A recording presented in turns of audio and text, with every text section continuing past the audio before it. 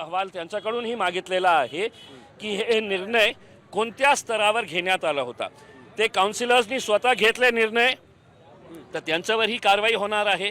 आणि समजा वरच्या काही पदाधिकाऱ्यांनी त्यांना आदेशित केलं असेल तर त्यांच्यावरही आम्ही कारवाई करणार आहे, याच्यामध्ये काही दुमत नाही. मी आत्ता ओवैसी साहेबांशी बोललो आणि ओवैसी साहेब सुद्धा खूप रागवले की आम्ही भारतीय जनता पार्टीसोबत बसणार नाही. विकास हे आमच्यासाठी सेकंडरी असणार आहे. पण प्राथमिकता आमची हे आहे की तुम्हाला कुठे कोणाला जायचे आहे हे तुमचा अधिकार आहे. शरद पवार साहेब सोबत त्यांच्या सोबत गेलेले आहे, बच्चू कडू साहेब त्यांचा प्रहार त्यांच्या सोबत आहे, राष्ट्रवादी त्यांच्या सोबत आहे. पण आम्ही ज्या गटामध्ये भारतीय जनता पार्टी असणार त्या गटामध्ये आम्ही जाणार नाही.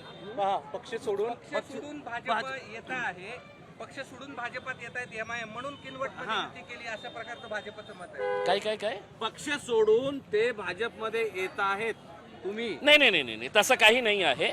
आमचे पाच नगर अध्यक्ष हे आहे, काउन्सिलर्स आहे.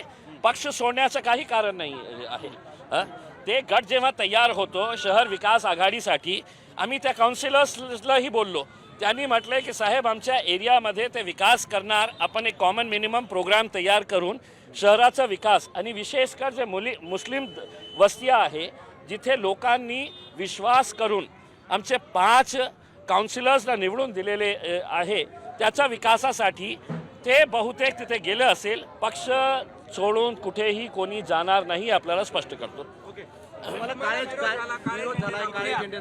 कोणते तुम्ही आता ज्या बायजीपुऱ्यातली सुरुवात केली त्या तुम्ही ज्याला उमेदवारी दिली नाही असं कळतंय. बरं काय नेमकं झालेलं आहे? त्यांनी बहुतेक त्यांच्याकडे हिरवे झेंडे नसेल, त्यांच्या हातात काळे झेंडे आले असेल.